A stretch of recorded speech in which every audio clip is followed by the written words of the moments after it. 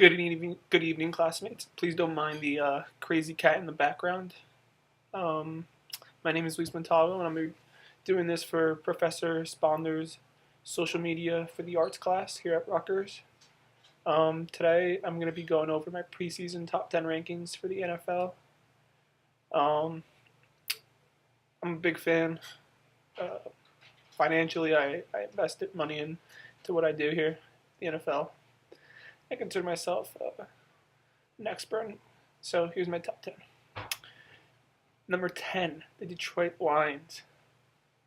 Obviously, everyone knows they suffered a really disappointing playoff loss to the Cowboys. They had a 13-0 lead. Probably should have won the game. A couple questionable calls late went the Cowboys' way. It would have been Detroit's first playoff win since the 90s. But the team is really improving every year. Their biggest offseason move is going to be signing Sue, who's obviously their star defensive tackle. He's probably worth 80 to 90 million on the market, and there's definitely going to be teams that are going to be looking to sign him. So the Lions have to get him re-signed if they're going to remain one of the best defensive units in the NFL. Offensively, they still struggle to run the ball. Stafford threw for over 4,000 yards, but just wasn't consistent enough, especially down the stretch, to get them over the hump and to beat the Packers to win the division. So the Lions come in at 10. They're an improving team, but they still have a lot of questions, and they're going to have to make some preseason free agent moves if they're going to jump up in the rankings. Number 9, the San Francisco 49ers. Those are my boys. That's my team. They're the only non-playoff team on the list. I put them on the list just because they had gone to 3 straight NFC championship games. They had that championship pedigree. New coaching staff, a lot of new faces, but still a lot of familiar faces on the offensive side of the ball. Anquan Boldin, Vernon Davis, Frank Gore. Colin Kaepernick's got to mature, got to become a better pocket passer, got to become more confident as a passer, but I'm hoping the new coach, Jim Tasula, will enable him to really use his feet and be a versatile quarterback like he was the last 3 years. I still feel he's a quarterback who can win a Super Bowl. He's played in the Super Bowl as a second-year player in this league. That speaks a lot to his talent. Speaks a lot to his intelligence as a quarterback. So it's just about really maturing now and becoming a pure pocket passer. You know, we know he can do it with his legs, but can he do it with his arms? Number 8 are the Baltimore Ravens. They're a team that a lot of people find really puzzling. One week they'll beat a great team like the New England Patriots. The next week they'll lose to a bad team like the Cleveland Browns. So they're really a puzzling team. They're an enigma, but they have a lot of talent. They have a championship coach. They're coming off a Super Bowl win in 2012, so they have that championship pedigree. They're still a team. I apologize for my cat in the background. They're still a team that is searching for that second championship. They have the players to do it. It'll be interesting if Ray Rice gets signed again. I know he just released a letter in the Baltimore Sun, basically asking for forgiveness from the fans. Again, I apologize for the cats. 1 second. So continue back to the rankings. At number 7, I got the Denver Broncos. Obviously, they suffered a very disappointing loss in the playoffs. Peyton Manning's old. We all know that. His arm strength isn't what it used to be. They have a lot of offseason questions. New coaching staff. Gary Kubiak, who coached the Texans and won a couple divisions down in Houston, is moving over to Denver now. Still a lot of offensive talent, a lot to like on the team. Just a lot of questions in terms of will they sign Demaryius Thomas, their all-pro receiver, as well as their all-pro tight end, who's also a free agent. Julian Thomas, sorry, his name was eluding me. But they got a lot of offensive talent. Just about getting it re-signed. Wes Welker's a little older. Peyton Manning's a little older. We all know that, but they got things in place to win another division and make another playoff run. It's just about, can they get over the hump? At number 6, I have the Arizona Cardinals. And a lot of people are going to be surprised. That's maybe a surprise pick at number 6. But these guys were 11-1.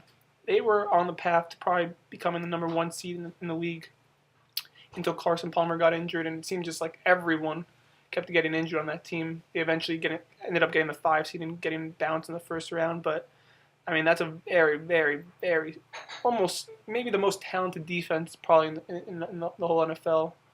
2-star cornerbacks in Patrick Patterson and Cromartie. An excellent secondary within the Tyrann Mathieu and Darrell Washington. A really good defensive line, really good defensive coach staff. Bruce Arians is an offensive wizard as a head coach, so it's not really about the talent. It's just about getting everyone healthy, really, and keeping everyone healthy. Like I said, they were 11-1. They looked like one of the best teams until just everything seemed to unravel and everyone got injured. So staying healthy is a key issue with the Cardinals. Where did you get this from? At number 5, I have the Indianapolis Colts. Probably the best young quarterback in the league with Andrew Luck. They can just throw the ball all over the place. Really, really, really talented receiver in T.Y. Hilton. They have some running back issues with Trent Richardson and Danny Boom Herron, but I think that's something that they're going to resolve maybe over the draft. I know they're very young. The reason I have them at 5 is just because I think they have just the utmost potential with Andrew Luck behind. He's an excellent quarterback. He's mistake prone, but at the same time, no young quarterbacks are putting up the numbers he's putting up. He's clearly head and shoulders the most complete young quarterback right now in the NFL. That's no question. Number 4, Dallas Cowboys. And I know a lot of people are going to start laughing right there. Number 4, no way. I really believe if the Cowboys had hold on and beaten the Packers, they were going to beat Seattle. I really believe that. I thought they were the most complete team, best offensive line, best skilled position, an elite running back, a top 3 receiver. They have everything on the offensive side of the ball. Defensively, obviously a lot of no names, but they play well as a unit. They cause turnovers. They're aggressive and they believe in each other. And you saw this year 12-4. No one really expected that of the Cowboys. And I think there's a lot of room to improve still. I don't think this is a one-year wonder. But at the same time, they do have a limited window with Tony Romo as quarterback, maybe another 3 years to do it. Now's the time. They got everything in place. They got the coach. They got the receivers. They got the defense. Go get it done, Cowboys. Go get it done. Number 3, the Green Bay Packers. I know a lot of people, the last time they saw the Packers choking their hearts out in Seattle, and that's a tough game. Tough. I mean, I think they're going to be thinking about that probably the whole summer. A chance to go to the Super Bowl and you have it. You're 4 minutes away. You're up 12 points, and everything just seemed to really, unravel in those last 4 minutes. Onside kicks, missed tackles, Marshawn Lynch, beast mode. So, the Packers, listen, they have Aaron Rodgers. That's enough. That's the best quarterback in the league right there. Elite offense, good coach, pedigree. Again, just about getting it done in crunch time. Can they get it done? I'm not trying to question Aaron Rodgers. I'm not trying to question this organization, but it just seems like in big games they don't get the job done. It could be a part of the coach. It could say something about the coaching staff. It could say something about Rodgers. I don't know. But the bottom line is they got the talent. They got the offense. They got to do it now. They got maybe 5 or 10 years with Rodgers. They got to win another Super Bowl. The number 2 team, and I know this was tough for me because I really think they're the number 1 team, even though I hate them, the Seattle Seahawks. You want to talk about physical football, the way it should be played. They're the epitome of football, of physical, defensive, tough, in-your-face football. And it's the way they play football the way it should be played. At the same time, their defense was exposed in the Super Bowl. We all saw that.